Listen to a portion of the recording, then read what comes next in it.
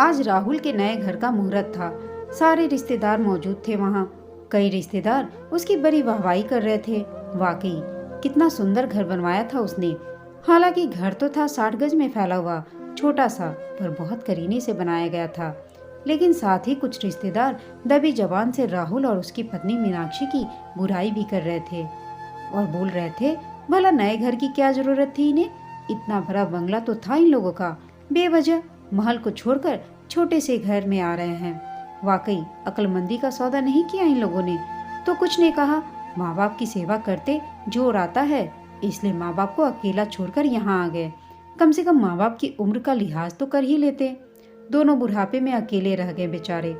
अरे बहु संस्कारी नहीं है, वो रहना ही नहीं चाहती होगी इनके साथ। भैया आजकल सबको आज़ादी पसंद है, बंधनों में कोई बंधकर रहना नहीं चाहता, जिम्मेदारी कोई लेना नहीं चाहता अपने ऊपर। अरे औरत कब त्रिया चरित्र दिखा दे कह नहीं सकते। देखो शादी के 7 साल बाद जाकर अपने सास ससुर को अकेला छोड़कर अलग हो रही है, और इस बात से उसके माथे पर शिकन तक नहीं है आ रही। देखो कैसे तैयार होकर पूजा में आ गई है। जितने मुंह उतनी ही बातें। पूरी रिश्तेदारी में उनके सास ससुर मधु जी और हितेन जी बस बेचारे बने हुए थे। दोनों ही चुपचाप एक तरफ कुर्सी पर बैठ गए, जबकि बेटे बहू पूजा में बैठे हुए थे। यज्ञ का काम पूरा हुआ तो बहू मीनाक्षी सबके पैर छूने के लिए उठी। उसने सबसे पहले अपने सास ससुर के पास जाकर उनके ही पैर छुए। ससुर जी ने तो फिर भी आशीर्वाद दे दिया, लेकिन सास मुंह बनाते हुए बोली, तू मेरे बेटे को लेकर अलग हुई है ना? देख, भगवान ने भी तुझे एक बेटा दिया है, तेरे कर्मों को तू यहीं भुगत कर जाएगी। मधु जी आशीर्वाद की जगह श्राप देते हुए बोली, पर मीनाक्षी ने मधु जी को कोई जवाब नहीं दिया, बल्कि वो और रिश्तेदारों के पैर छूने के लिए आगे बढ़ गई। वो अपने नए घर में किसी तरह का तमाशा नहीं चाहती थी। उसके बाद मीनाक्षी रसोई में आ गई। आखिर नई रसोई में खिचड़ी जो बनानी थी, उसके बाद ब्राह्मण और कन्या भोज कराना था और उन्हें वो खिचड़ी भी परोसनी थी। खिचड़ी बनाते बनाते उसे वो दिन याद आ गया जब वो राहुल की दुल्हन बनकर अपने ससुराल आई थी। उसका ससुराल का मकान काफी बड़ा और आलीशान था। एक पल के लिए तो उसके पैर अपने ही आप बाहर ठिठक गए। सचमुच कितना सुंदर मकान था वो। लेकिन वो मकान तो सिर्फ उसकी सास मधु जी और ससुर हितेन जी का था। ये बात उसे बहुत जल्दी ही समझ में आ गई, क्योंकि वो अपनी मर्जी से वहाँ कुछ भी नहीं कर सकती थी।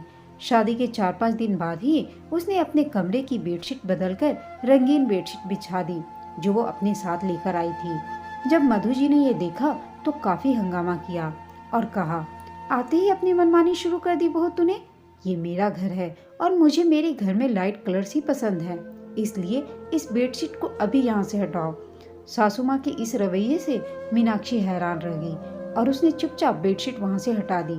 कभी रसोई की तरफ तो कभी घर में साफ सफाई को लेकर, तो कभी पर्दे बदलने को लेकर।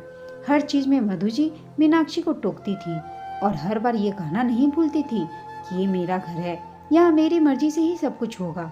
राहुल भी अपनी माँ मधु जी के सामने ज्यादा कुछ नहीं कर पाता। अभी तक तो मीनाक्षी अकेली ही थी, लेकिन बेटे प्रिंस के हो जाने के बाद तो समस्या और भी बढ़ गई। जब बेटा छोटा था तब तो कोई दिक्कत नहीं थी, लेकिन जैसे जैसे वह बड़ा हुआ, कभी किसी कमरे का सामान बिखेर कर चला आता तो कभी किसी कमरे का, और डांट पड़ती मीनाक्षी को। डांट के डर से मीनाक्षी घर ही समेटती रह जाती, पर फिर भी उसे ही डांट पड़ जाती।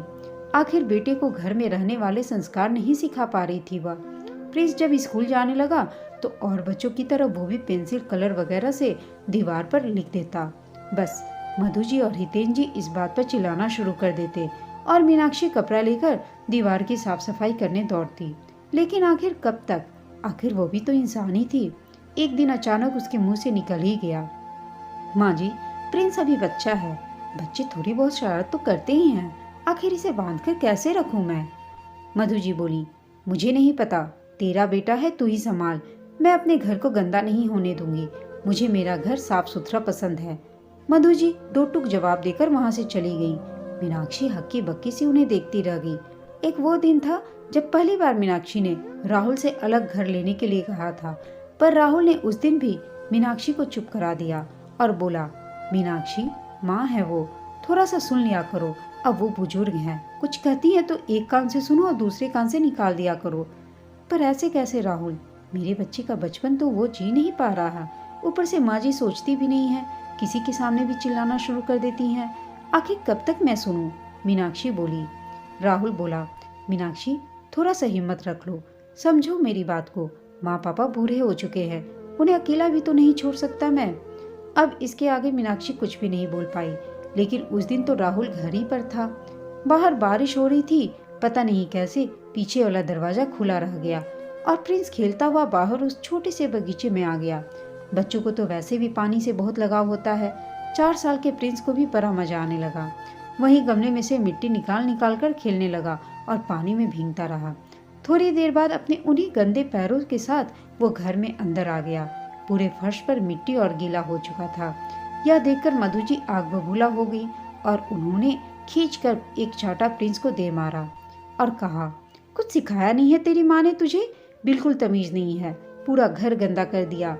मधु जी की मार से प्रिंस जोर जोर से रोने लगा। शोर सुनकर सब लोग बाहर आ गए। वहां का मंजर देखकर उन लोगों को समझते देर नहीं लगी कि क्या हुआ होगा। प्रिंस को रोता देखकर मीनाक्षी प्रिंस को गोद में उठाकर कमरे में ले गई। पर राहुल बोला, माँ वो बच्चा है, उसे इतनी समझ थोड़ी ना है कि गंदे पैरों से घर में नहीं आया जाता। मधु जी बोली, अगर समझ नहीं है तो समझ सिखाओ उसे। मेरे घर में यह सब नहीं चलेगा, नहीं तो अपने कमरे में चुपचाप बैठा रहे। वो पूरा फर्श गंदा कर दिया। अब अपनी उस महारानी को बोलो कि छोड़ो उसे, पहले बाहर आकर फर्श साफ करे। राहुल हैरान होकर मधु जी की तरफ देखता रहा। यह देखकर मधु जी बोली, अब यूं ही घूरता रहेगा मुझे या फर्श भी साफ करवाएगा बहू से? आखिरकार राहुल खुद ही बाहर गया, कपड़ा लेकर आया और पूरे फर्श पर उसने पोछा लगा दिया। पर मधु जी ने कुछ भी नहीं कहा। उस दिन राहुल ने ठान लिया कि वो छोटा सा ही सही अपना खुद का मकान बनवाएगा, ऐसा मकान जहां उसका बच्चा उसका बचपन जी सके। और आज वो सपना साकार हो रहा था। थोड़ी देर बाद ही सभी के लिए भोजन का आयोजन किया गया। कुछ रिश्तेदार खाना खाकर और फिर एक एक कर राहुल और मीनाक्षी को बधाइयाँ देकर वहां से रवाना हो गए। अब घर में कुछ खास रिश्तेदार ही बचे थे। मीनाक्षी और राहुल उसके मायके वालों को विदा कर घर के अंदर आए तो मधु जी खड़े होते हुए बोली, राहुल अब हम भी जाएंगे हमारे घर, तुम्हारा काम हो गया हो तो हम भी यहाँ से निकले। उनकी बात सुनकर राहुल और मीनाक्षी वहीं खड़े रह गए। राहुल बोला, माँ कहाँ जा रही हो? आज तो यहीं रुक जाओ, कल चले जाना। तब हितेन जी बोले, नहीं बेटा, वहाँ पर घर पर कोई नहीं है और तुझे तो पता है कि आजकल घर सूना नहीं छोड़ा जा सकता, इसलिए तू तो कैब बुक करवा दे, हम लोग अभी रवाना हो जाएंगे। और वैसे भी यहाँ रुक कर करेंगे क्या? अगर तुम्हें सेवा ही करनी होती तो उसी घर में कर चुके होते, ये नए घर बनाने का तमाशा नहीं करते। मधु जी मीनाक्षी की तरफ देखकर ताना मारते हुए बोली। उन्हें पूरी उम्मीद थी कि मीनाक्षी जवाब देगी, लेकिन मीनाक्षी तो चुपचाप अपने अंदर कमरे में चली गई और कुछ भी नहीं बोली। यह देखकर तो मधु जी और ज्यादा तिलमिला गई।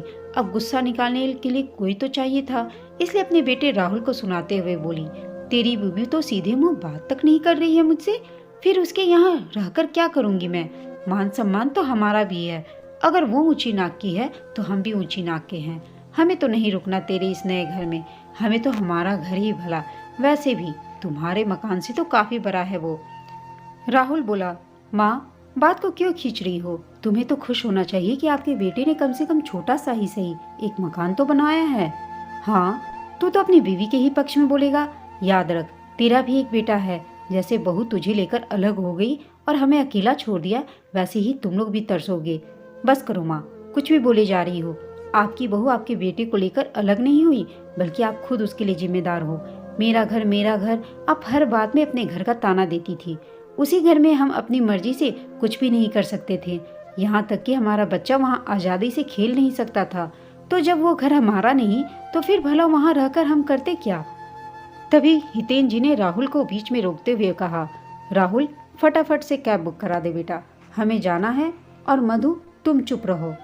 अब की बार हितेन जी ने फिर कहा तो राहुल ने मोबाइल निकालकर फटाफट कैब बुक करा दी। थोड़ी देर में कैब वहां आ गई और हितेन जी और मधु जी वहां से रवाना हो गए। उनके जाने के बाद राहुल और मीनाक्षी को अफसोस तो हुआ कि वो लोग यहाँ रुके नहीं, लेकिन इसके साथ ही उन्हें इस बात की भी खुशी हुई कि उनके बेटा अपने बचपन को अब आज़ादी से जी सकेगा और रोज रोज के अब ताने नहीं सुनने पड़ेंगे। दोस्तों, आपको यह कहानी कैसी लगी कमेंट करके बताइएगा। साथ ही कहानी अच्छी लगी हो तो इसे लाइक शेयर और चैनल को सब्सक्राइब अवश्य कीजिएगा। आप सबका धन्यवाद।